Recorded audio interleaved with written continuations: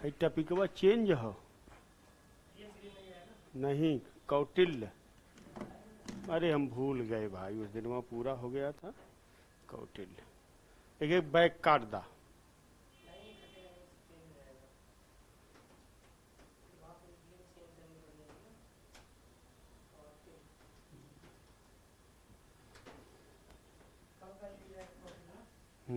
भाग दो रहे। हाँ हाँ, आधा ला और या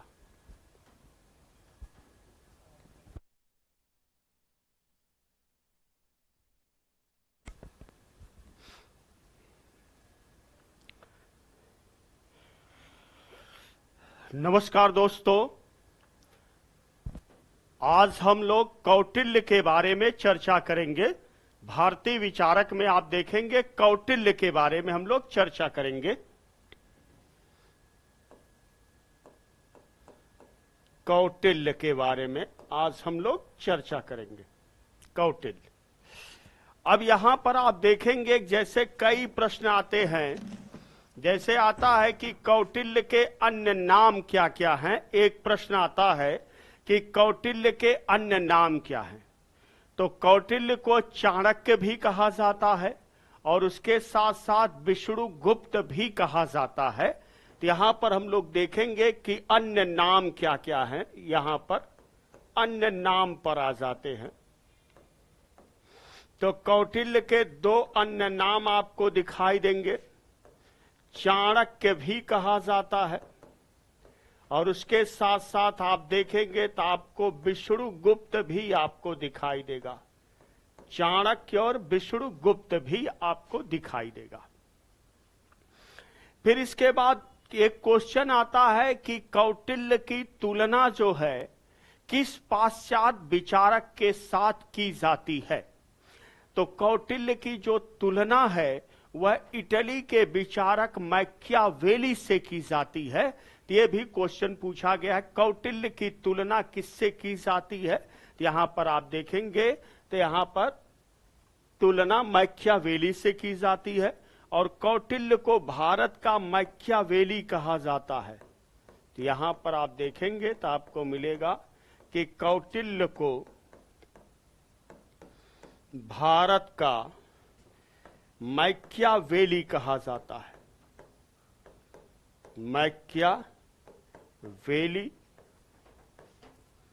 कहा जाता है, ये कई बार पूछा गया है।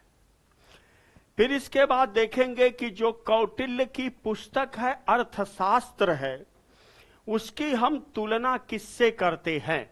तो कौटिल्य की पुस्तक अर्थशास्त्र की तुलना जो है मैकियावेली के पुस्तक प्रिंस से की जाती है। तो यहां पर हम लोग देखेंगे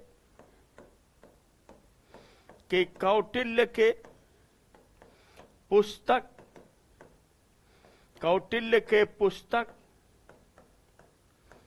अर्थशास्त्र की तुलना जो है,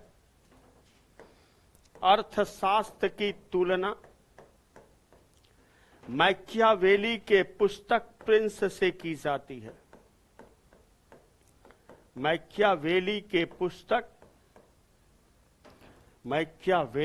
पुस्तक प्रिंस से की जाती है। प्रिंस से की जाती है। यह भी क्वेश्चन आप देखेंगे आता है। अब इसके बाद हम लोग आ जाते हैं कौटिल्य की जो पुस्तक है अर्थशास्त्र के बारे में। अब हम लोग देखेंगे। अब यहां से अर्थशास्त्र के बारे में कई क्वेश्चन आता है कि जैसे अर्थशास्त्र की रचना किस समय होती है और अर्थशास्त्र में लगभग कितने श्लोक हैं, उसमें कुल कितने अधिकरण हैं, कुल कितने प्रकरण हैं, कितने कुल तीर्थ हैं, कितने कुल अध्यक्ष हैं। इस तरह के भी क्वेश्चन आपसे पूछा जाता है। तब हम लोग आ जाते हैं कौटिल्य की पुस्तक अर्थशास्त्र पर आते हैं और देखते हैं कि अर्थशास्त्र में क्या क्या है। अब यहां पर आप देखेंगे कौटिल्य की पुस्तक आपको ध्यान देना है।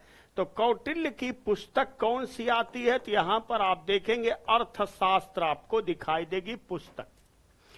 फिर आपसे क्वेश्चन बनेगा कि जो कौटिल्य की पुस्तक अर्थशास्त्र है उसका समय क्या है? तो उसका समय आपको दिखाई देगा 3री शताब्दी ईसा पूर्व दिखाई देगा, और अर्थशास्त्र मौर्य काल की क्या है? रचना है। तो यहां पर अगर हम लोग समय देखेंगे तो समय आपको मिलेगा 3री शताब्दी ईसा पूर्व, 3री शताब्दी ईसा पूर्व आपको समय दिखाई देगा, 3री शताब्दी ईसा पूर्व। और यह विशेष करके आप देखेंगे मौर्य काल, तो यहां पर आपको दिखाई देगा कि यह मौर्य काल में लिखी गई पुस्तक है, मौर्य काल में आपको यहां पर मिलेगा। फिर इसके साथ साथ आपसे क्वेश्चन पूछा जाएगा कि यह जो अर्थशास्त्र लिखी गई है यह गद्य और पद्य दोनों में लिखी गई है।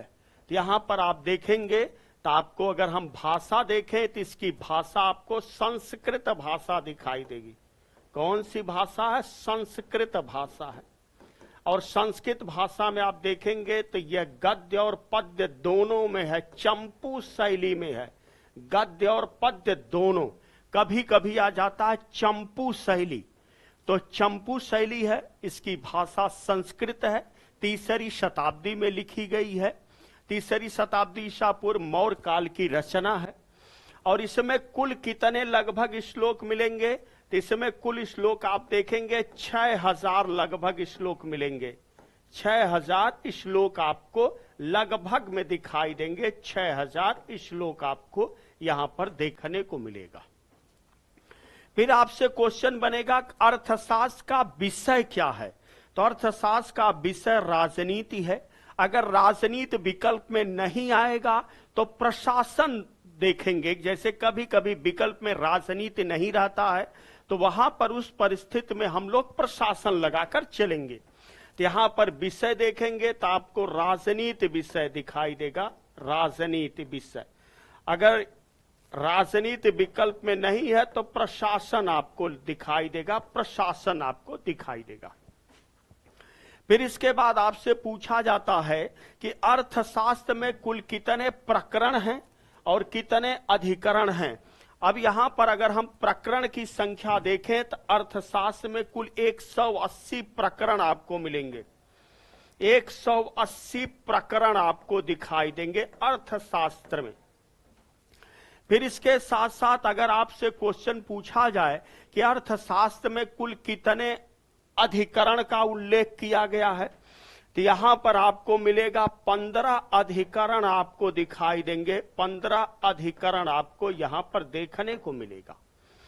फिर अगर आपसे पूछा जाए कि अर्थशास्त्र में कुल कितने अध्याय का उल्लेख किया गया है, तो यहां पर आप देखेंगे 150 अध्याय का आपको यहां पर उल्लेख दिखाई देगा, 150 अध्याय। फिर इसके बाद आता है कि अर्थशास्त्र में कुल कितने तीर्थ का उल्लेख है। तीर्थ का मतलब होता है जो उच्च अधिकारी थे उसी को तीर्थ कहा जाता है। तो अगर यहां पर तीर्थ देखें, तीर्थ का मतलब उच्च अधिकारी, तो यहां पर 18 तीर्थ आपको दिखाई देंगे। तीर्थ, तीर्थ का मतलब क्या है? उच्च अधिकारी।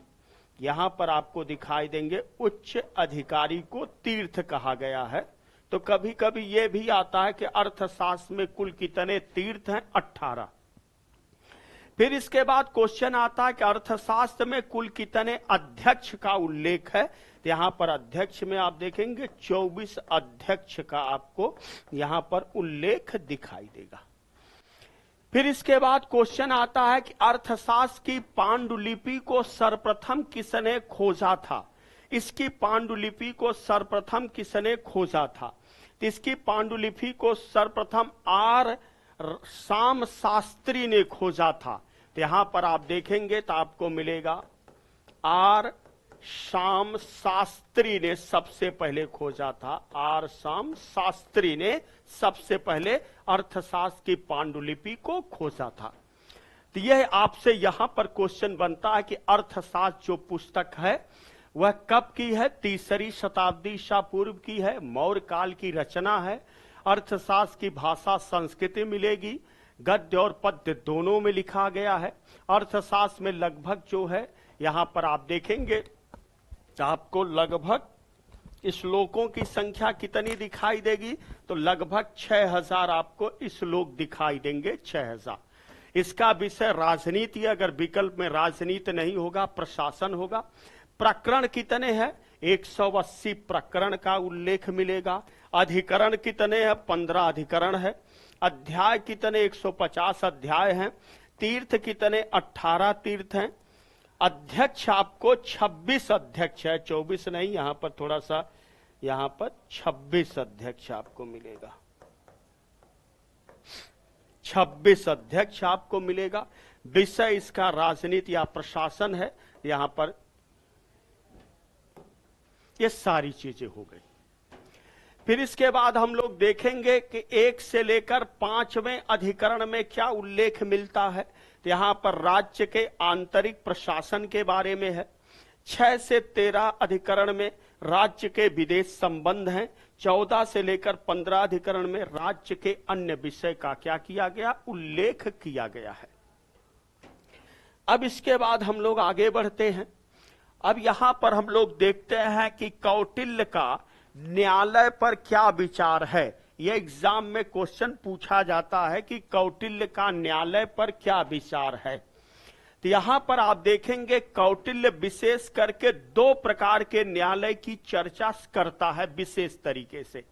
एक को धर्म अस्थि न्यायालय बोला जाता है और एक को कंटक शोधन न्यायालय बोला जाता है।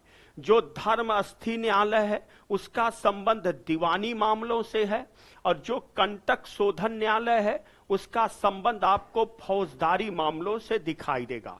जो दीवानी न्यायालय का न्यायाधीश है उसको हम व्यवहारिक बोलते हैं और जो कंटक शोधन न्यायालय का न्यायाधीश है उसको प्रदेष्टा कहा जाता है। तो यहां पर हम लोग देखेंगे कौटिल्य का न्यायालय पर विचार, तो यह मुख्य रूप से 2 न्यायालय का यहां पर उल्लेख किया गया है।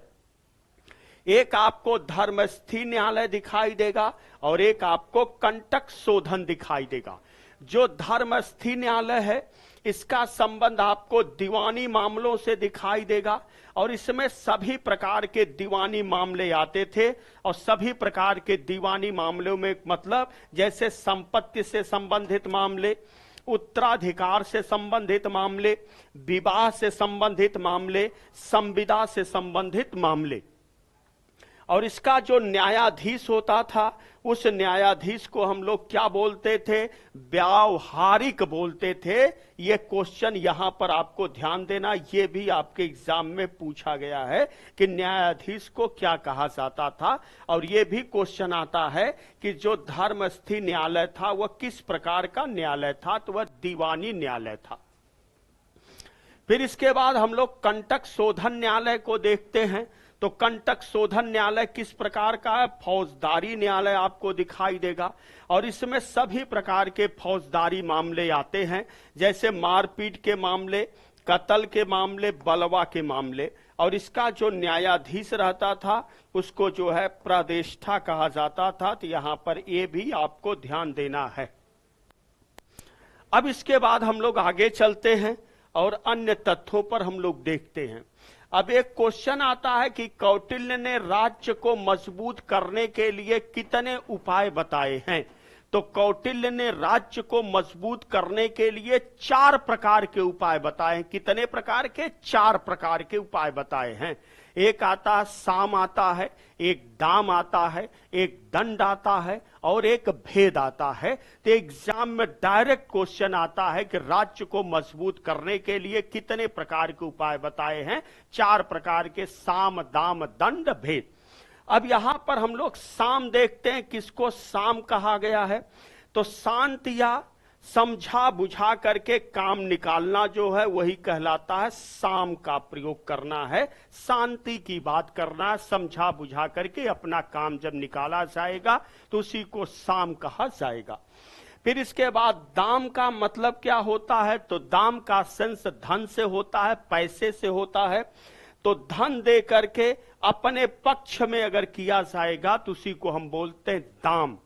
दाम का मतलब पैसे, जैसे आप पर जो कपड़ा लेने जाते हैं तो आप पूछते हैं क्या दाम है, ठीक, या जींस खरीदने जाते हैं पूछते हैं क्या दाम है, या फिर मोबाइल खरीदने जाते हैं दाम पूछते हैं।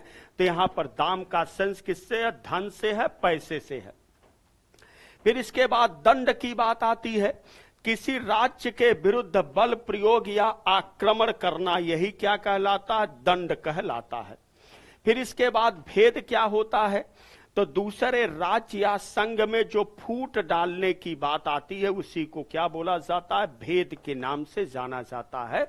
तो यह आपके एग्जाम में क्वेश्चन पूछा गया है कि कौटिल्य ने राज्य को मजबूत करने के लिए कितने उपाय बताए हैं? 4 प्रकार के उपाय बताए हैं, साम, दाम, दंड, भेद। अब इसके बाद हम लोग देखते हैं कि कौटिल्य ने कितने मूल विधाओं की चर्चा किया है। यहां पर आता है, यहां पर मूल विधा की बात आती है, मूल विधा, यह आपके एग्जाम में पूछा गया है। तो कौटिल्य ने विशेष करके 4 मूल विधा का उल्लेख किया है, 4 मूल विधा, यह आपके एग्जाम में पूछी जाएगी। कौन कौन सी विधा आती है? यहां पर पहला देखेंगे तो पहला आपको मिलेगा आन व छीकी, आपको दिखाई देगा आन व छीकी, यह विधा आपको देखने को मिलेगा, आन व छीकी। इसमें क्या होता है? तो इसमें दर्शन और योग की चर्चा आपको मिलेगी। किसकी? दर्शन और योग की चर्चा मिलती है, आन व छीकी। फिर इसके बाद आप देखेंगे त्रयी, आपको विधा दिखाई देगी, त्रयी विधा। त्रयी विधा में 3 चीज आएगा, 4 वर्ण आएंगे, 4 आश्रम आएंगे, 4 पुरुषार्थ आएंगे, इसी को बोला जाता है त्रयी। त्रयी में 3 आएंगे, 4 वर्ण, 4 आश्रम और 4 पुरुषार्थ। फिर इसके बाद बात आती है वार्ता। तो वार्ता में 3 लोग आते हैं, कृषि, पशुपालन और व्यापार। इसी को सम्मिलित रूप से क्या कहता है? कौटिल्य वार्ता कहता है, जिसमें आपको कृषि शामिल होगी, पशुपालन शामिल होगा और क्या शामिल होगा? व्यापार शामिल होगा। इसी को वार्ता कहा गया। फिर इसके बाद हम देखेंगे दंड नीति क्या है। तो शासन कला की बात जो की जाती है तो वही दंड नीति आपको दिखाई देगा। जैसे विदेश नीति है, कूटनीति है, पुलिस है, गुप्तचर, ये आपको क्या दिखाई देगा? तो यह दंड नीति से आपको दिखाई देगा। तो यह आपके एग्जाम में क्वेश्चन बना है कि कौटिल्य ने कुल जो है कितनी मूल विधा की बात कही है।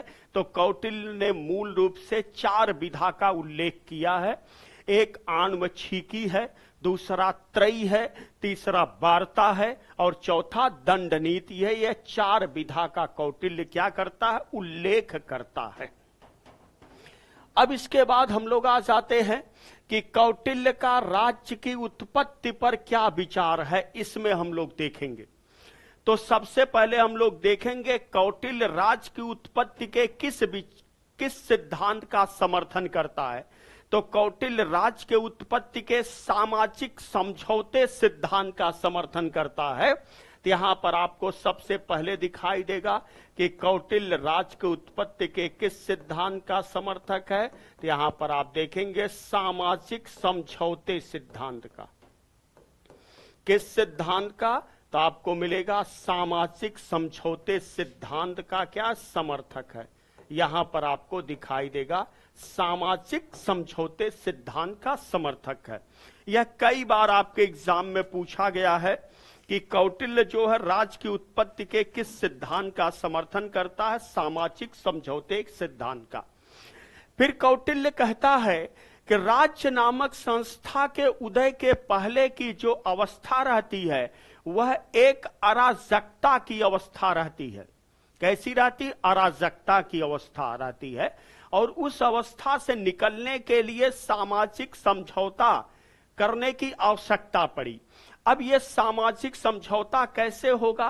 तो यहां पर कहा गया कैसे लोग जो कृषि कार्य कर रहे हैं वह अपनी आय का 1/6 भाग राजा को दें, और जो विशेष करके व्यापार वाणिज्य का कार्य कर रहे हैं वह अपनी आय का 1/10 राजा को दें, और इसके बदले राजा क्या करेगा? सुरक्षा की गारंटी लेगा या सुरक्षा करने का कार्य करेगा। तो यह कई बार आपसे पूछा गया है कि कौटिल्य का राज्य की उत्पत्ति पर या राज्य की उत्पत्ति के किस सिद्धांत का समर्थन करता है? तो यहां पर आप देखेंगे सामाजिक समझौते सिद्धांत का क्या करता है? समर्थन करता है। अब यहां पर आप देखेंगे तो कौटिल्य के अनुसार, यहां पर अगर हम लोग आगे बढ़ेंगे तो कौटिल्य के अनुसार यहां पर हम लोग देखेंगे, कौटिल्य के अनुसार राज्य की उत्पत्ति के पहले जो है, राज्य की उत्पत्ति के पहले, राज्य की उत्पत्ति के पहले अराजकता की अवस्था थी। कैसी अवस्था थी? अराजकता की अवस्था थी। अराजकता की अवस्था थी। अराजकता अगर नहीं रहेगा तो कभी कभी लिखा रहता है मत्स्य न्याय की अवस्था भी लिखा रहता है, मत्स्य न्याय की अवस्था थी। अराजकता भी लिख सकते हैं, मत्स्य न्याय।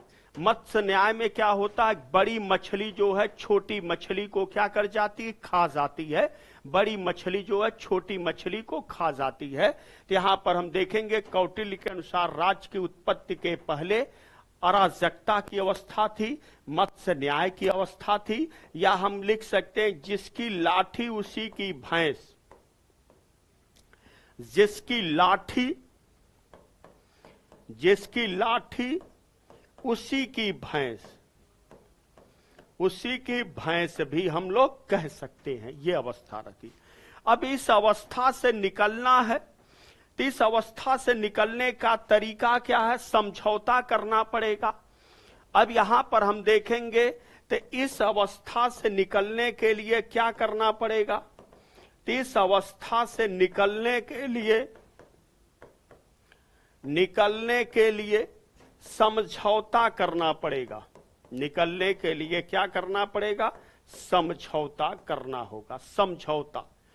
अब समझौता कैसे होगा और समझौते के बाद क्या होगा?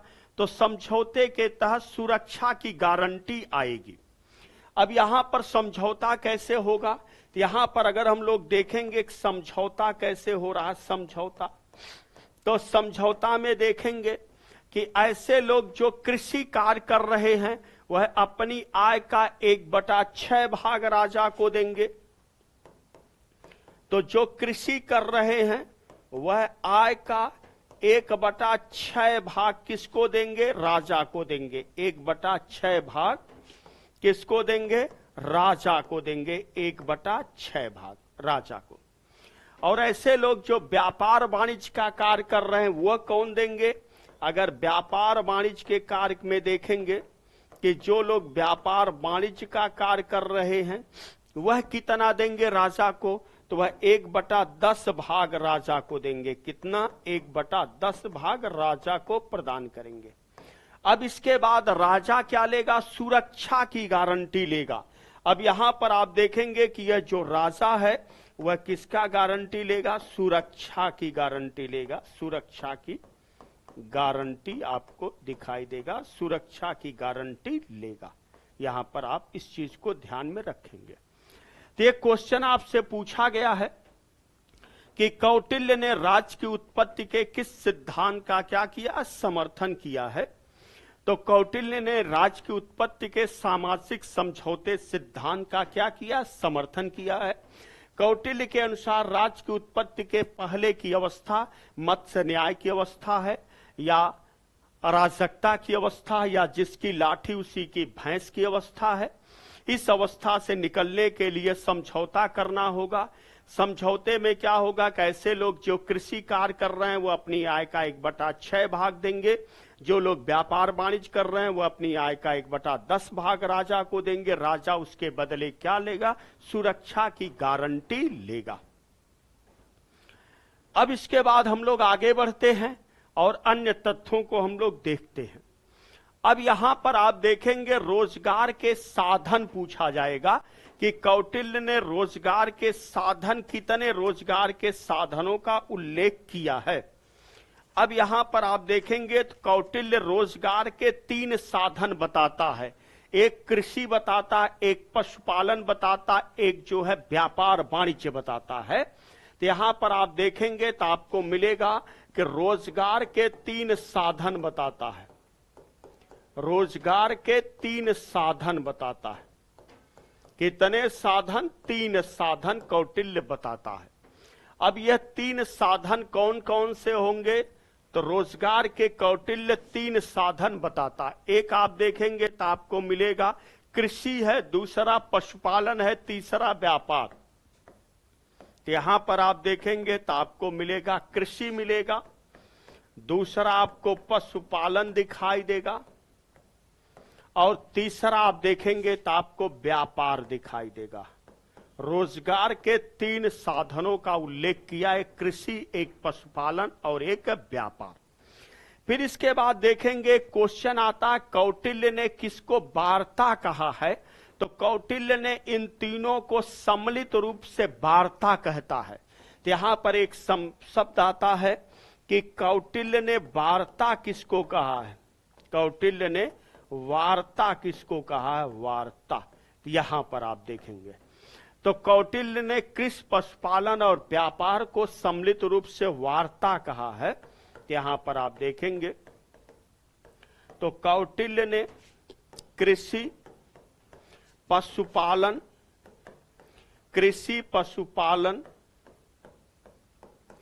और व्यापार को, कृषि, पशुपालन और व्यापार को सम्मिलित रूप से क्या कहता है?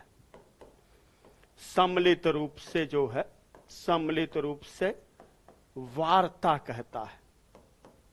सम्मिलित रूप से वार्ता कहा है, ये आपको यहां पर दिखाई देगा, वार्ता।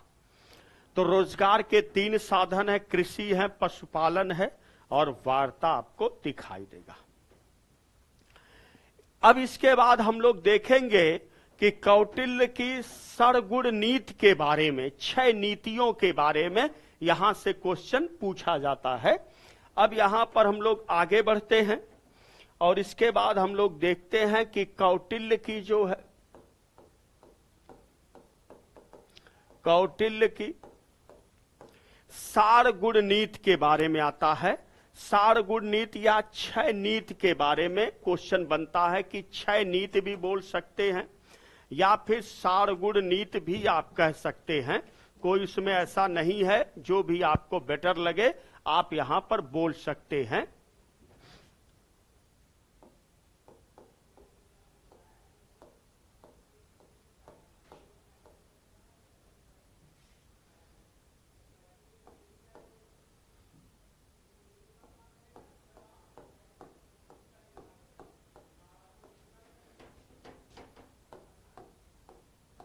या 6 नीति यहां से हम लोग,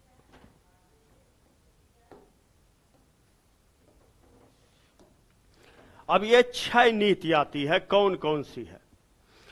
अब यहां पर देखेंगे कौटिल्य ने राज्य की सुरक्षा और शक्ति के वृद्धि के लिए, किसकी किसकी? राज्य की सुरक्षा और शक्ति की वृद्धि के लिए 6 नीतियों का उल्लेख किया है। अब यहां पर आप देखेंगे तो आपको मिलेगा कि कौटिल्य ने राज्य की सुरक्षा और शक्ति के वृद्धि के लिए, राज्य की सुरक्षा और शक्ति की वृद्धि के लिए जो है 6 नीति बताई है। कितनी नीति? 6 नीति बताई है। अब यहां पर 6 नीति का नाम पूछा जाता है। जैसे आप पढ़ते होंगे, एक आता संधि आता है, एक विग्रह आता है, एक यान आता है, एक आसन आता है, एक संश्रय आता है और एक दैधी भाव आता है। यहां पर आप देखेंगे तो आपको दिखाई देगा संधि, दिखाई देगा संधि। फिर दूसरा आप देखेंगे तो आपको विग्रह दिखाई देगा। तीसरा आप देखेंगे यान आपको दिखाई देगा। चौथा आप देखेंगे तो आपको आसन दिखाई देगा। और पांचवा आप देखेंगे, पांचवा आपको क्या दिखाई देता? संश्रय दिखाई देता है। और छठा आप देखेंगे तो आपको मिलेगा दैधी भाव मिलेगा, दैधी भाव आपको दिखाई देगा। ये 6 आपको नीति दिखाई देगी। अब यहां पर जैसे क्वेश्चन बनता है, कई बार एग्जाम में पूछा गया है, यान का सेंस क्या होता है, यान। तो आप देखेंगे हम बार बार कहते हैं कि यान का सेंस चढ़ाई से है। जब चढ़ाई करना होता है तो आदमी वायुयान का इस्तेमाल करता है, जैसे आकाश पे चढ़ाई करना है, वायुयान। तो यहां पर आपसे क्वेश्चन पूछा गया यान का सेंस क्या होता है, तो यहां पर यान का मतलब है चढ़ाई या आक्रमण से। यहां पर आप देखेंगे तो यहां पर चढ़ाई या आक्रमण, ये क्वेश्चन आपके एग्जाम में पूछा गया है और ये आपके लिए बहुत इंपॉर्टेंट है। यहां पर ये क्वेश्चन पूछा गया, यान का मतलब क्या है, चढ़ाई या। फिर इसके बाद आसन का सेंस क्या होता है, विशेष परिस्थितियों में मौन रहना। जैसे जब हम लोग पूजा करते हैं, आसन लगाते हैं पूजा करते समय, तो आसन लगाने का मतलब क्या होता है, मौन रहना, शांत रहना। तो यहां पर हम लोग देखेंगे विशेष परिस्थितियों में मौन रहना। यहां पर आपको मिलेगा कि विशेष परिस्थिति में जो है, विशेष परिस्थिति में मौन रहना, विशेष परिस्थिति में मौन रहना, यह आसन से संबंधित है। विग्रह का मतलब क्या होता है, तो एक दूसरे की बुराई में लगे रहना। विग्रह मतलब अलग करना, विग्रह जैसे आप देखते होंगे समास पढ़ते होंगे, विग्रह पढ़ते होंगे, तो एक दूसरे की बुराई में लगे रहना। तो यहां पर हम लिख सकते हैं कि एक दूसरे की बुराई में लगे रहना, हमेशा बुराई में लगे रहना, लगे रहना। यहां पर हम लोग बोल सकते हैं विग्रह। संधि का मतलब क्या होता है कि दो राज्यों में परस्पर संबंध स्थापित कर लेना या परस्पर संधि स्थापित कर लेना। संधि, संधि का मतलब जोड़ से है। तो यहां पर हम लोग देखेंगे तो हम कह सकते हैं कि दो राज्यों में परस्पर मित्रता, दो राज्यों में परस्पर मित्रता का संबंध, मित्रता का संबंध स्थापित करना, स्थापित कर लेना, उसी को यहां पर क्या बोला गया, संधि के नाम से। फिर इसके बाद संश्रय का मतलब होता है एक दूसरे के आश्रय में चले जाना या स्वयं को समर्पण कर देना या बलवान का सहारा लेना। यहां पर आप देखेंगे संश्रय का यहां पर क्या सेंस आएगा, तो एक दूसरे के आश्रय में चले जाना, बलवान का सहारा ले लेना, समर्पण कर देना। तो एक दूसरे के आश्रय में चले जाना, आश्रय में चले जाना, या हम कह सकते हैं बलवान का सहारा ले लेना, शक्तिशाली का, बलवान का सहारा ले लेना। या फिर हम कह सकते हैं समर्पण कर देना, अपने आप को सरेंडर कर देना, समर्पण कर देना, समर्पण कर देना, सरेंडर कर देना, ये आपका हो जाएगा संश्रय। दैदी भाव का मतलब होता है एक राजा का दूसरे राजा के साथ संधि स्थापित हो जाती है। एक राजा का दूसरे राजा से जो है, राजा से संधि, यहां पर आपको दिखाई देगा। तो यहां पर आपने देखा कौटिल्य की सारगुण नीति या 6 नीति है। तो कौटिल्य ने राज्य की सुरक्षा और शक्ति की वृद्धि के लिए 6 नीति का उल्लेख किया है। एक संधि है, दो राज्यों में परस्पर मित्रता का संबंध स्थापित कर लेना। विग्रह, एक दूसरे की बुराई में हमेशा लगे रहना या एक दूसरे को नीचा दिखाना भी बोल सकते हैं, कि एक दूसरे को नीचा दिखाना भी बोल सकते, नीचा दिखाना भी कह सकते हैं। यान का मतलब है चढ़ाई या आक्रमण से, ये एग्जाम में पूछा गया है। आसन का मतलब विशेष परिस्थितियों में मौन रहना। संश्रय का मतलब एक दूसरे के आश्रय में चले जाना या बलवान का सहारा ले लेना या समर्पण कर देना। दैधी भाव का मतलब है एक राजा का दूसरे राजा से संबंध स्थापित हो जाना। अब इसके बाद हम लोग आगे चलते हैं और देखते हैं। अब यहां पर आता है कौटिल्य का दुर्ग पर क्या विचार है।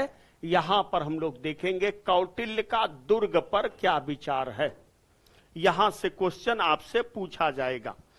अब यहां पर हम लोग देखेंगे सबसे पहले कि दुर्ग का यहां पर सेंस क्या है, दुर्ग का अर्थ हम किससे लगा करके चलेंगे। तो यहां पर जो दुर्ग का अर्थ लगाएंगे वह राजधानी से लगाएंगे, कैपिटल से लगाएंगे। तो यहां पर सबसे पहले आपको ध्यान देना होगा कि यहां पर दुर्ग का अर्थ क्या है। तो यहां पर देखेंगे तो दुर्ग का अर्थ है, यहां पर क्या लगाएंगे, राजधानी से, कैपिटल से लगाएंगे, राजधानी से लगाएंगे।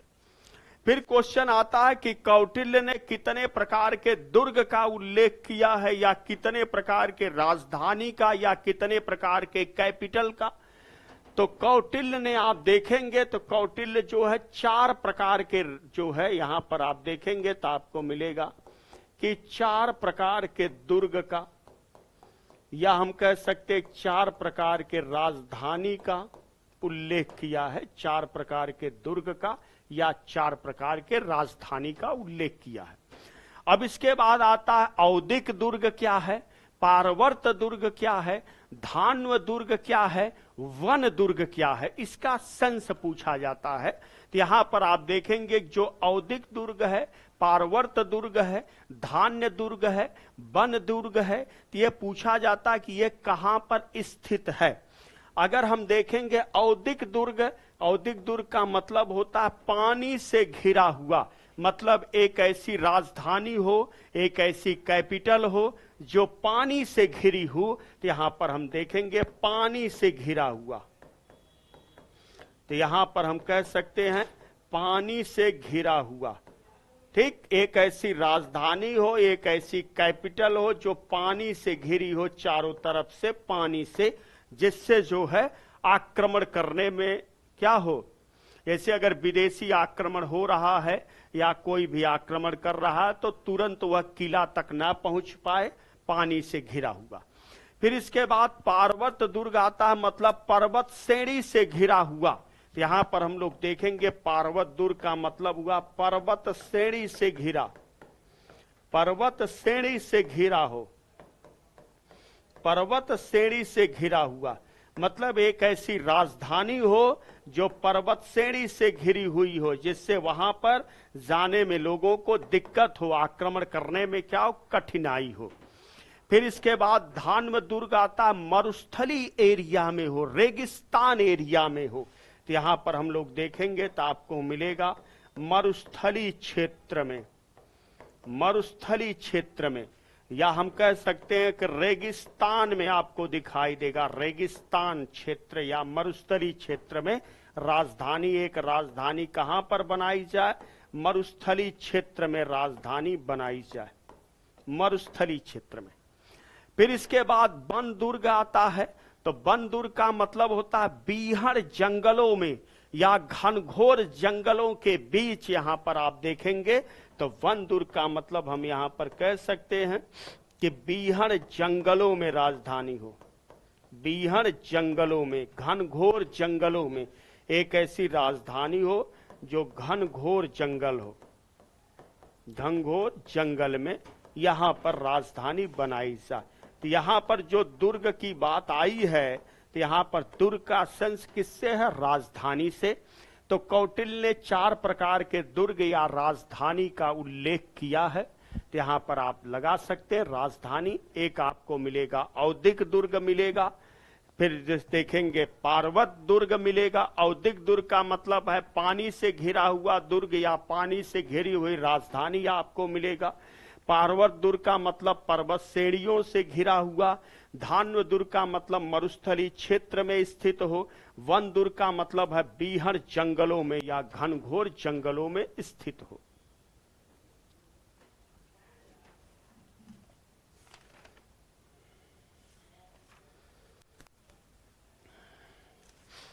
अब यहां पर हम लोग देखेंगे कौटिल्य का मंत्रि परिषद पर क्या विचार है, इसको हम लोग देख लेते हैं कि कौटिल्य का मंत्रि परिषद पर क्या विचार आता है। अब हम लोग आगे बढ़ते हैं, देखते हैं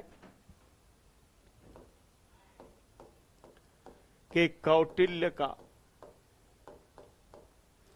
मंत्रि परिषद पर विचार।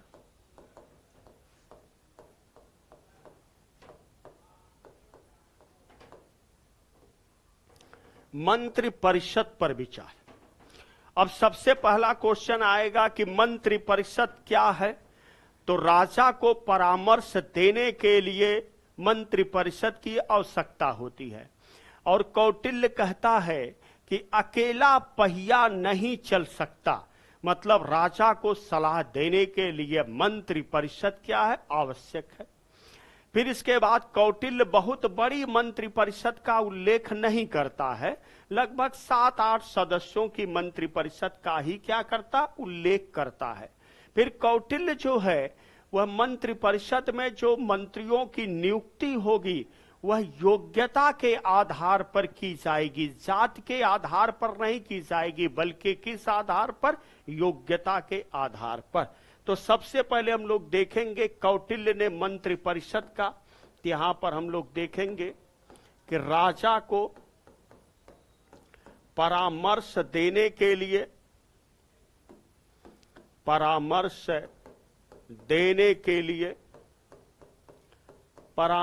देने के लिए मंत्रि परिषद का उल्लेख किया है। मंत्रि परिषद का उल्लेख है, राजा को परामर्श देना है।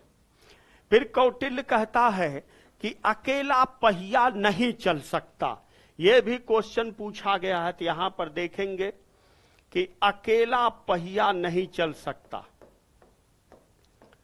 अकेला पहिया नहीं चल सकता, नहीं चल सकता। ये कौन कहता, ये कौटिल्य कहता है कि अकेला पहिया नहीं चल सकता, ये कौटिल्य है। और ये भी क्वेश्चन पूछा गया एग्जाम में कि यह किसका कथन है, कौटिल्य का, कि अकेला पहिया नहीं चल सकता। फिर इसके बाद कौटिल्य मंत्रियों की नियुक्ति का आधार योग्यता को बताता है। यहां पर आप देखेंगे तो आपको मिलेगा कि कौटिल्य ने मंत्रियों की नियुक्ति का आधार योग्यता को बताया। मंत्रियों की नियुक्ति का जो आधार है, बेस है, नियुक्ति का आधार योग्यता बताया। योग्यता मतलब जो मंत्रियों की नियुक्ति हो, नियुक्ति का आधार योग्यता हो, योग्यता के आधार पर नियुक्ति की जाए, चाटुकारिता के आधार पर नियुक्ति न की जाए। जैसे आप देखेंगे भारत में एक बड़ा बिजनेस डेवलप हुआ इस समय, चाटुकारिता का बिजनेस या तेल लगाने वाला बिजनेस देखेंगे। तो यहां पर कौटिल्य ने मंत्रियों की नियुक्ति का आधार क्या बताया, योग्यता के आधार पर बताया है। अब इसके बाद देखेंगे कौटिल्य बहुत बड़ी मंत्रि परिषद का उल्लेख नहीं करता है। तो यहां पर आप देखेंगे तो आपको दिखाई देगा कि कौटिल्य ने बहुत बड़ी मंत्रि परिषद का उल्लेख नहीं किया है। बहुत बड़ी मंत्रि परिषद का उल्लेख नहीं किया है, परिषद का उल्लेख नहीं किया है। बहुत बड़ी मंत्रि परिषद का उल्लेख नहीं किया, मतलब एक छोटी मंत्रि परिषद, एक मध्यम मंत्रि परिषद। अब यहां पर आप देखेंगे कौटिल्य ने 7-8 सदस्यों की मंत्रि परिषद का उल्लेख किया है। तो यहां पर आप देखेंगे कौटिल्य ने 7 से लेकर 8 सदस्यों वाली मंत्रि परिषद का उल्लेख किया है। मंत्रि परिषद का उल्लेख है, 7-8 सदस्यों की मंत्रिपरिषद का उल्लेख करता है, बहुत बड़ी मंत्रिपरिषद का उल्लेख नहीं करता है। विशेष करके 7-8 सदस्यों की मंत्रिपरिषद का क्या करता, उल्लेख करता है। यहां पर आपने देखा कि राजा को परामर्श देने के लिए मंत्रिपरिषद का उल्लेख है। अकेला पहिया नहीं चल सकता, कौटिल्य है। कौटिल्य ने मंत्रियों की नियुक्ति का आधार योग्यता को बताया है। कौटिल्य ने बहुत बड़ी मंत्रिपरिषद का उल्लेख नहीं किया। कौटिल्य ने 7-8 सदस्यों वाली मंत्रिपरिषद का ही क्या करता, उल्लेख करता है। अब इसके बाद हम लोग देखते हैं और क्या क्या पूछा जाता है।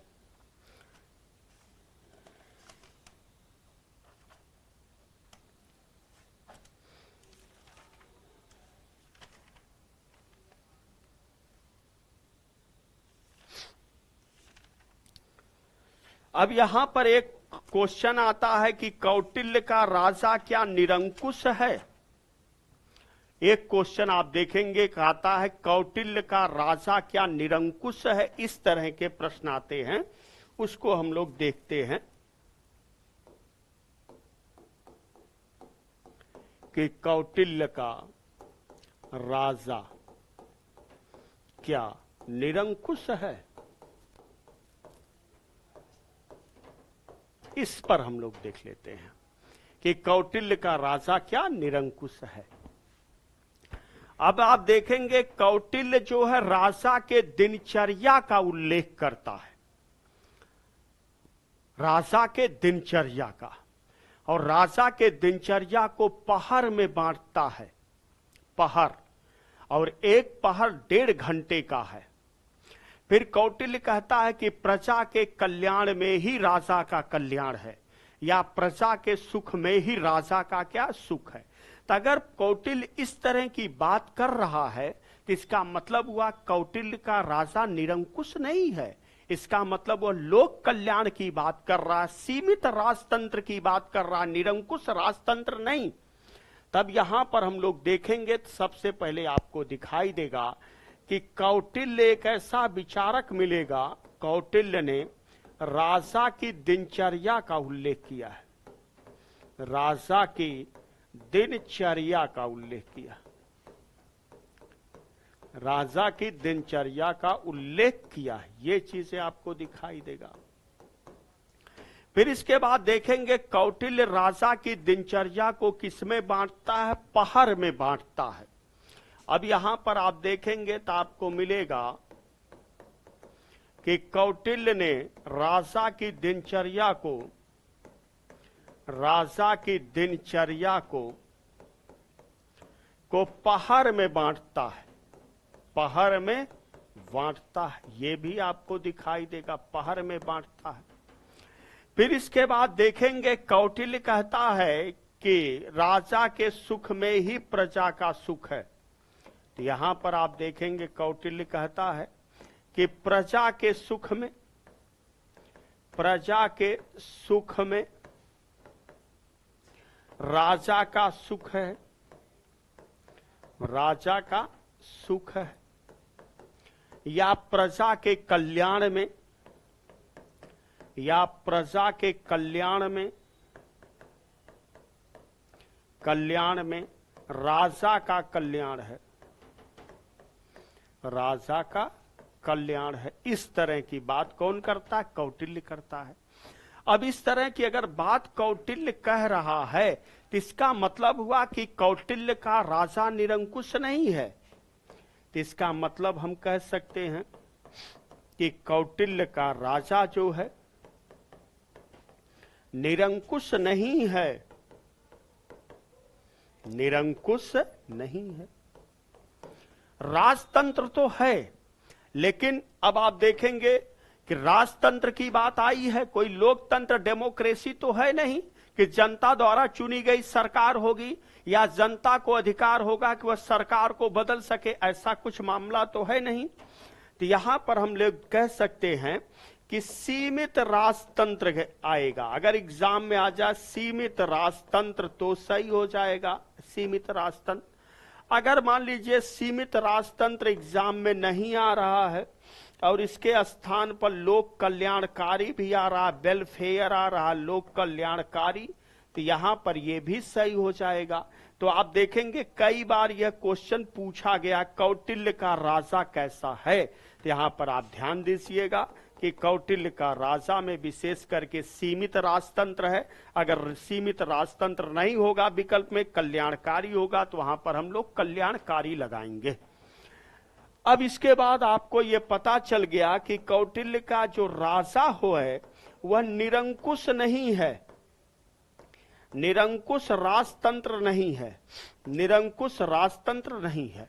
निरंकुश राजतंत्र की बात कौन करता है, देखेंगे अगर निरंकुश राजतंत्र की तो इसकी बात कौन करता, थॉमस हॉब्स करता है। देखेंगे तो आपको कौन सा मिलता है, थॉमस हॉब्स मिलता है। तो ये भी आपको एग्जाम में कई बार पूछा गया, इस तरह के क्वेश्चन आए हुए हैं कि कौटिल्य का राजा कैसा है। तो यहां पर देखेंगे कि अगर सीमित राजतंत्र है लगा देंगे, अगर सीमित राजतंत्र नहीं विकल्प पे लोक कल्याणकारी है तो भी लगाएंगे, लेकिन राजतंत्र है तो कितना लोक कल्याणकारी होगा वो अलग की बात है। लेकिन प्रश्न सही करने के लिए हम यहां पर दोनों में से एक को क्या करेंगे, चुनाव करेंगे। यह विशेष करके प्रश्न को सही करने के लिए करेंगे, प्रश्न को सही करने के लिए हम इसमें से दोनों में से एक का क्या करते हैं, चुनाव करते हैं। तो आज हम लोग यहीं तक अध्ययन करेंगे। अब इसके बाद जो है हम लोग कल फिर